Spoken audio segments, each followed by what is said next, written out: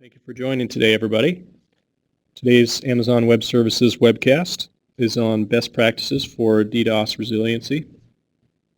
Before we begin, I'd like to walk the audience through a couple items. On your screen, you will see a question pod. Please submit your questions anytime during the webcast, and our Q&A moderator will respond as much as possible during the presentation. There will also be a live Q&A at the end where we will respond to selected questions. Presenting today is Jonathan DeRoche, who is a Solutions Security Architect at Amazon Web Services, where he focuses his energy on helping customers adopt and evolve their security programs for operating in the cloud. Thank you for joining us today, Jonathan. Thank you for having me, and thank you for all the participants for taking the time to join us. As the namesake of today's talk, I would like to walk us through some best practices for DDoS resiliency and how you as a customer could operate on the AWS cloud. Please note, by the way, that today's webinar will be recorded. So a little bit about the motivation of why we're here. Here are a number of data points that we took from an Imperva research, and those say that 45% of the organizations have experienced a DDoS attack, or what they think was a DDoS attack. Those could run up to $40K average in hourly cost, and 58% of said attacks last 38 minutes or less.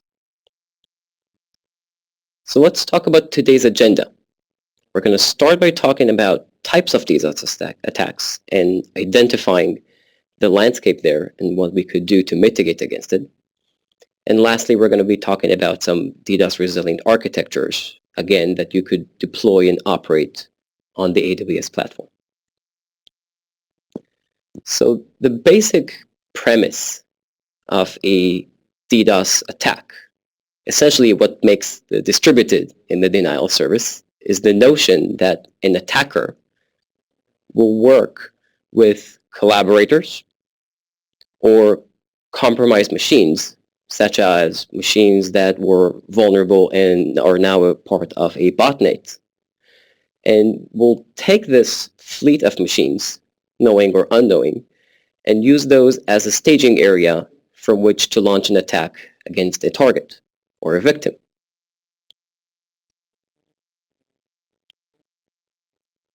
A real-life example of that might be a DNS attack. And the reason why I chose this one in particular is to illustrate another point or another variable worth keeping in mind as we deal and cope with DDoS, and that's the question of amplification. The basic equation is that the attacker has limited resources, and therefore will seek to find the biggest leverage that he can find in order to increase the effectiveness of those resources which are at his disposal. Translating that into a DNS conversation, the client-server nature of DNS, the protocol, means that an attacker could craft a DNS query that is, in our case, 64 bytes long, direct that against an open DNS server, and in the process will spoof the source IP address to that of the target, meaning that our open DNS servers, from their perspective, they get a 64-byte long request for information, and at that point they would respond with a payload that in practice could be much, much bigger than the request itself. In our case, as we're showcasing here, we're talking about 3,456 bytes of a DNS response. This asymmetry between the size of the request and the size of the attack is the kind of a leverage that our attacker will try to look for and exploit in order to make his attack that much more impacting. Now, in this case, this is what we would classify as an infrastructure attack. It has nothing to do with our application in particular. Really, what it's aimed at is using those open DNS servers, which are unprotected and therefore become unwilling collaborators, and seeks to perform a volumetric attack against our target clogging the pipes with bits that don't serve a business purpose and thereby impacting the target's ability to do business. There is a different type of attack.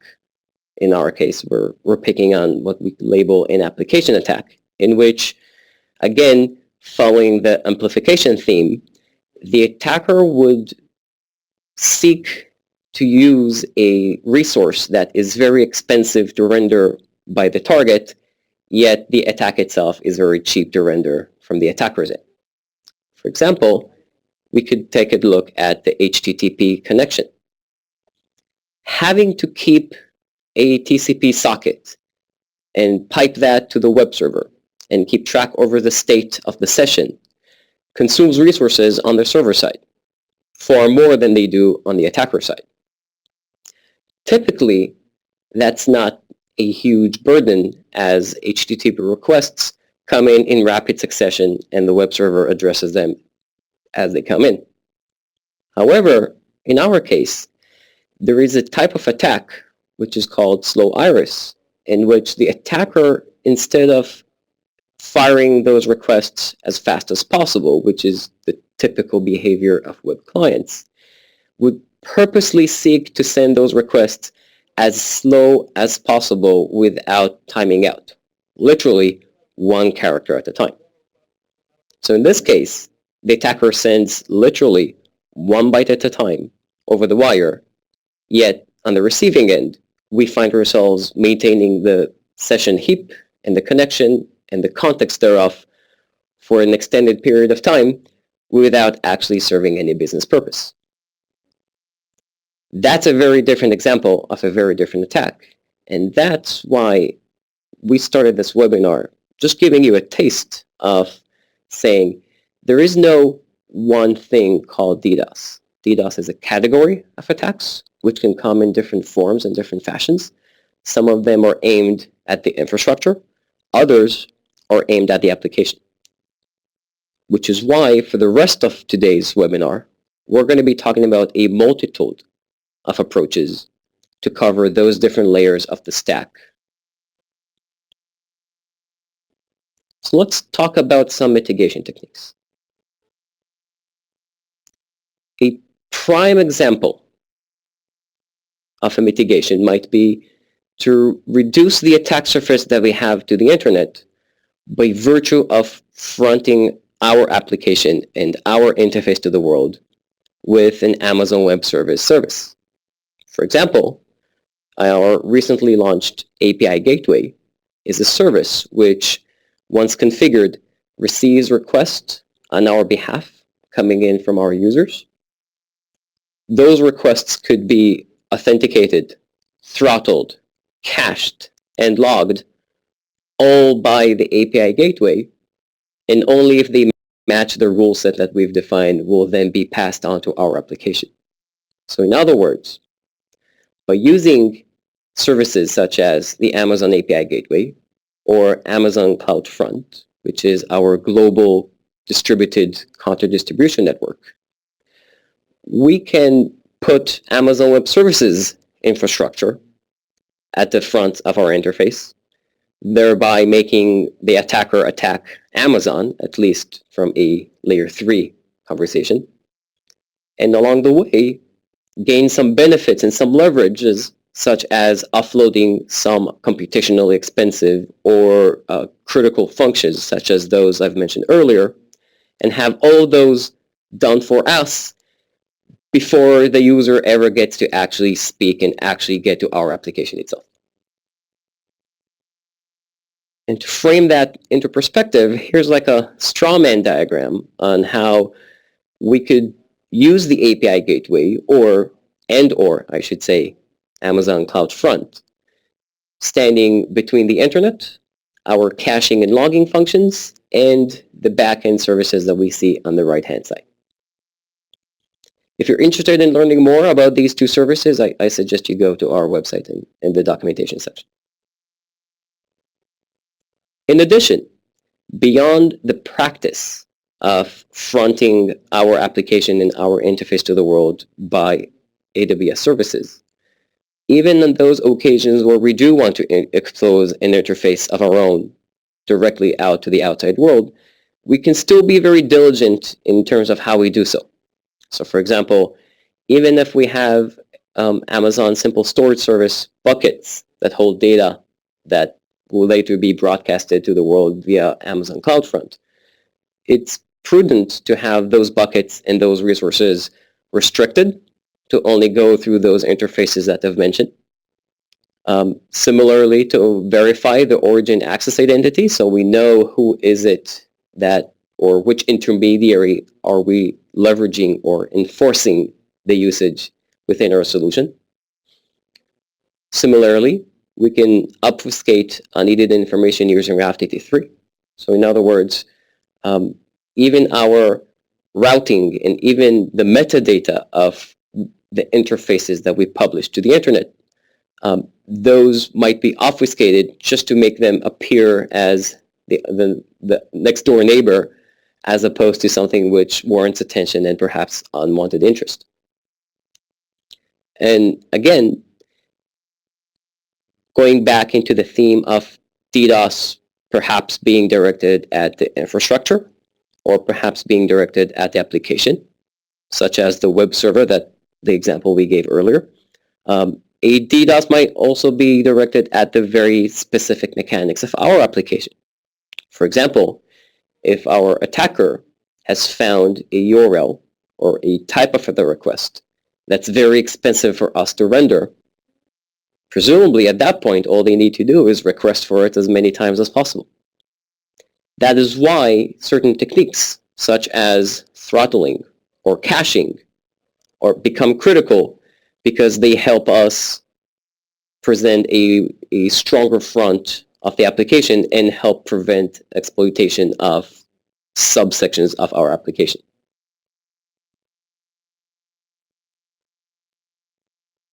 Continuing the conversation of reducing our attack surface, here is an example of how can we apply additional scrubbing and additional filtering over those requests which we do want to receive from the internet.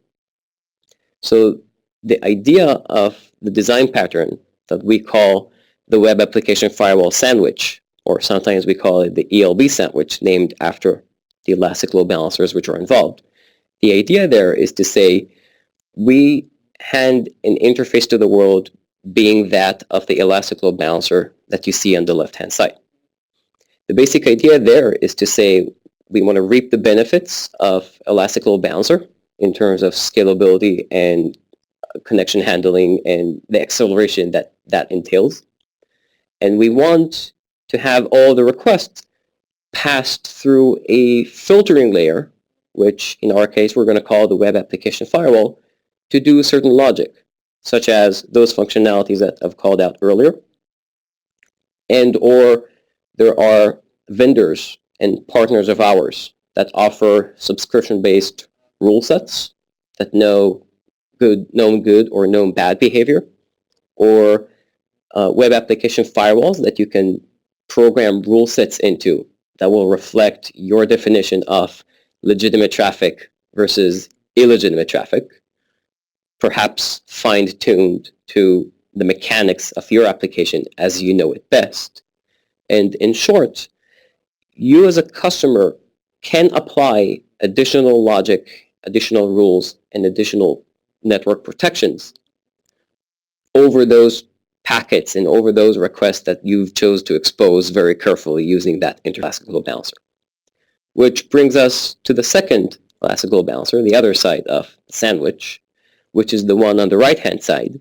And the purpose there is to front presumably an auto-scaled group of EC2 instances representing our web application. And at that point, it becomes an exercise in auto-scaling, load balancing, fault tolerance, and all the mechanics of deploying application tiers onto AWS that you are familiar with.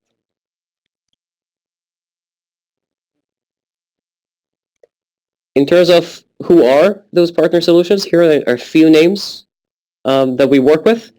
And to see more, I encourage you to pay a visit to the AWS Marketplace, the URL of which you can see down there. And by the way, in case you're wondering, we will be sending a follow-up with link to the video and the deck. So this link takes you to the AWS Marketplace, which is where we have such partner solutions that we offer for your consumption with or without licensing. And as you skim over it, pay attention to the security section where you will see these vendors and more, and what kind of network protections and what kind of packet inspection capabilities you might like to buy into if you so choose.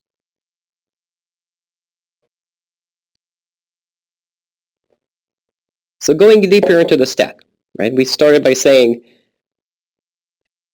pay attention into which interfaces you expose directly versus indirectly via AWS. For those interfaces that you do choose to expose directly, there are certain protections that you can overlay, which is the partner solutions that we've just mentioned.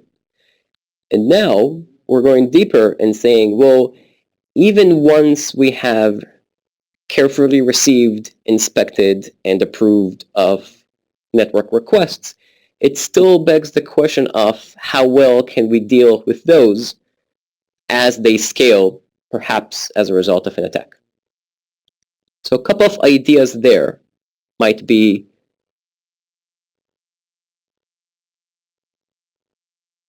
to scale vertically and horizontally using Amazon EC2 and auto-scaling in the backend, or use certain database services such as Amazon DynamoDB or storage services such as Simple Storage Service in order to serve as a resilient auto-scaled backend, which can scale up and down according to your load.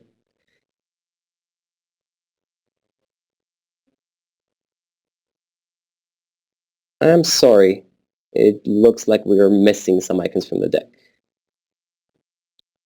I will speak to them.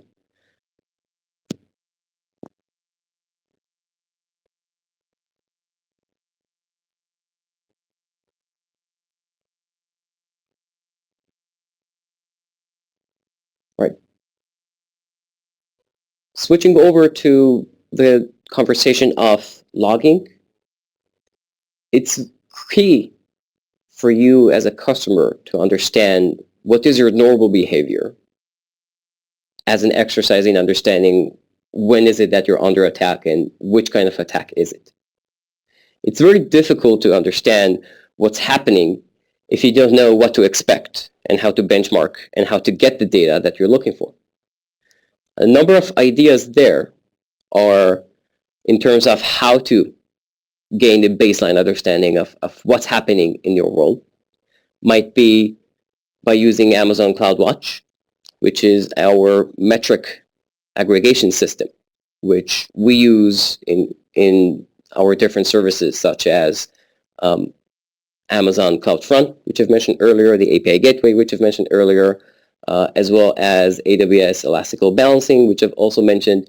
All of these services and more, and we're going to get to that in a minute, produce metrics that you as a customer can consume via CloudWatch and gain a better understanding over not just what is happening right now, but also how were we trending for the past 21 days.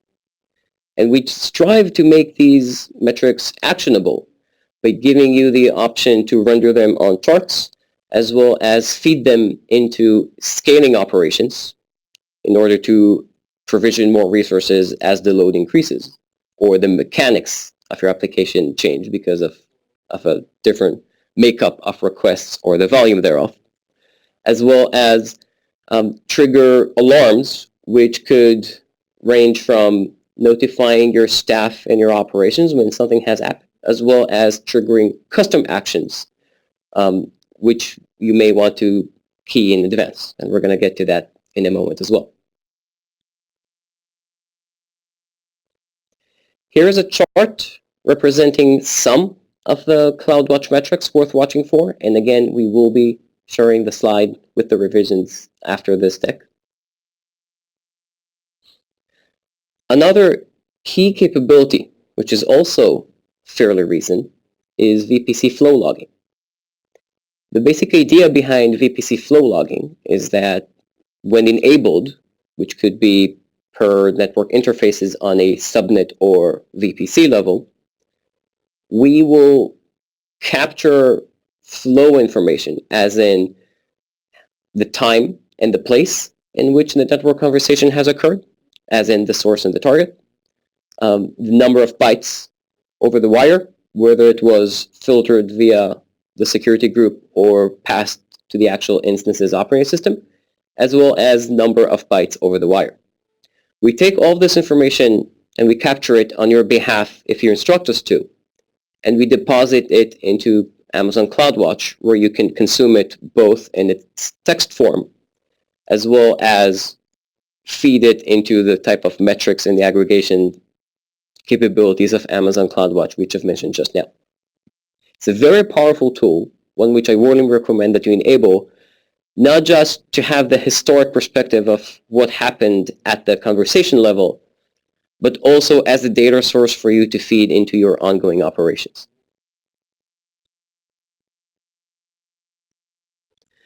Gaining a deeper understanding of what's possible, I've shared either a screenshot and note the link on the bottom.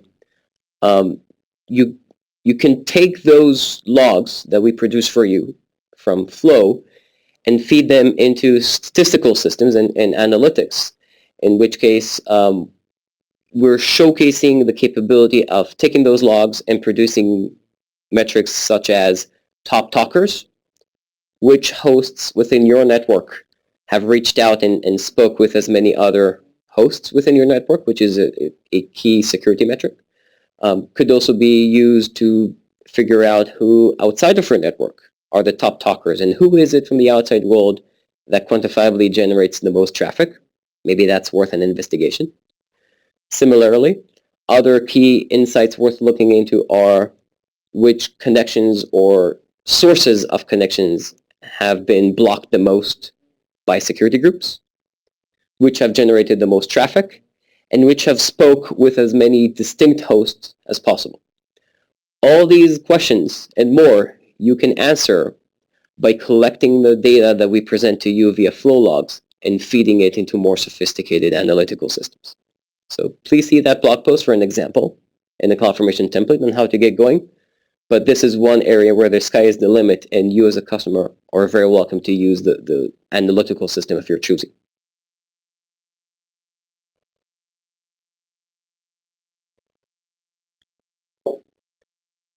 Some additional data sources that you might want to draw from might be Amazon Simple Storage Service as well as Amazon CloudFront Access Logs, both of which we make available to you. Also worth looking into might be AWS CloudTrail logs, which are specific to API activities that you make with the AWS platform and not necessarily transactions flowing within your application.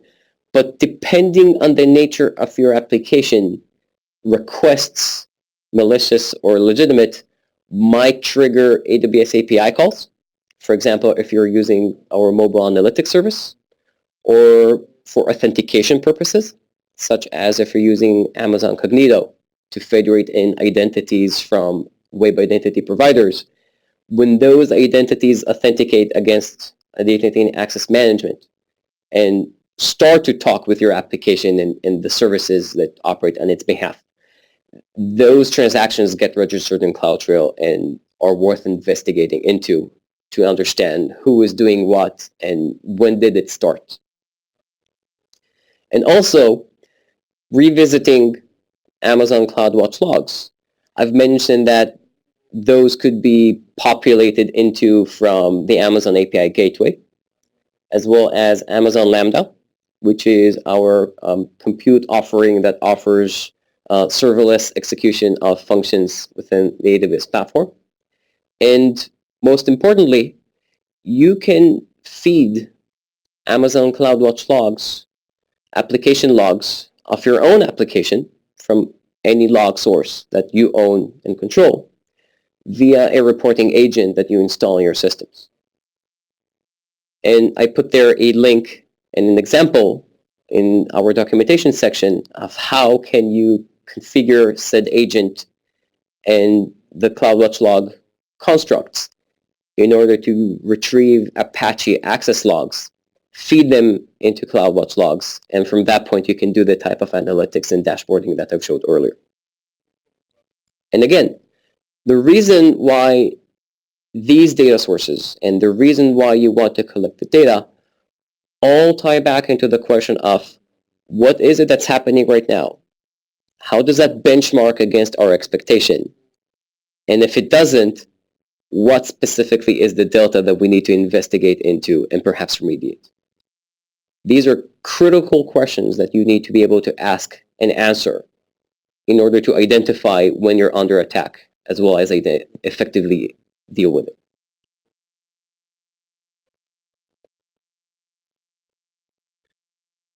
It's also very important to have a plan for attacks. It's very difficult to find out the right solution and converse with the proper stakeholders when you're under attack. It's far more recommended from our perspective to have such a plan beforehand. Ideally one that gets tested and validated on an ongoing basis and refined, in which you can ensure that, for one, DDoS resiliency has been considered and addressed in your application architecture. The cost and the financial impact of action and inaction are well understood and also thought of and baked into the application. And last but not least, you know who to contact when an attack happens. Some of those contacts might be internal to your organization. Others might be external, such as AWS and other providers that you may engage with. All need to be on the same page in terms of what to do when an attack occurs. From our perspective, the go-to for getting help is AWS support. For one, especially on a proactive basis, we encourage you to reach out to your account team. Your account team is your advocate within the larger Amazon Web Services. They can advise you on best practices, next steps, tools, and techniques that you might want to look into, thinking of and planning in advance of an attack. If you don't know who your account team is, or you haven't set up a relationship with them yet, I encourage you to do so. Go to our website, scroll all the way down, click on the Contact Us button, and introduce yourself. We would love to have a relationship with you to make sure that your relationship with us is successful and the adoption of the full platform is beneficial for you. In terms of AWS support, for critical workloads, especially those that are at risk for attacks, especially if those are sophisticated ones or malicious, we recommend that you look into business support, which entitles you to phone, chat, and email support on a 1-hour response time. And again, going back into the question of planning, have a plan as to, even when you do have support, how to reach out, perhaps what might be the wording of that initial contact, which information might you want to provide. Make sure that you familiarize yourself with these tools. So for example, phone and chat tend to have a faster response time just by virtue of their interactive nature, as well as make sure that when you are reaching out to us, you're flagging and categorizing your response for the quickest resolution and the quickest routing on our end. And lastly, not least, we also recommend that you evaluate enterprise support, in which you are entitled to a 15-minute response time SLA, as well as a dedicated technical account manager. The function of the technical account manager is an individual that's embedded within the AWS support organization that is assigned to you, that you develop a long-term relationship with, and that would include planning for DDoS or large and highly visible events, making sure that you're following best practices and following through the remediation thereof, and really being as proactive as possible in terms of both planning and executing, as well as when things happen, proactively notifying those in the quickest, most efficient way possible.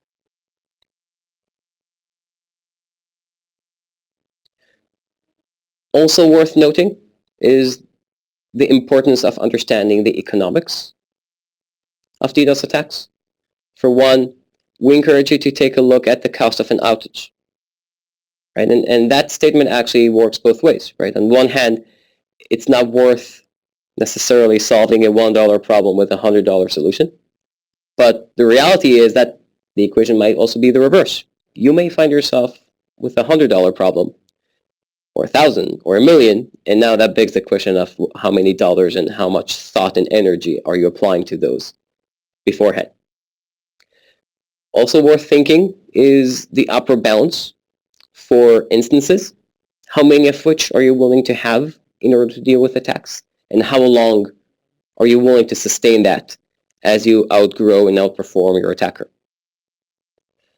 All that has to be tested, and all that has to be modeled for. So we recommend that you factor in auto-scaling RAV-TT3 and cloud run costs during an attack.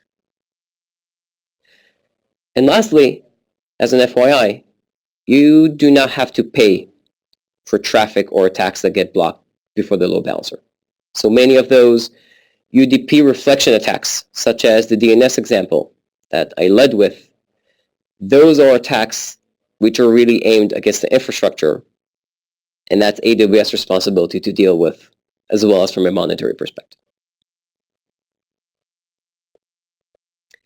In terms of finding more information, we have a white paper for best practices for DDoS resiliency, and the link is there.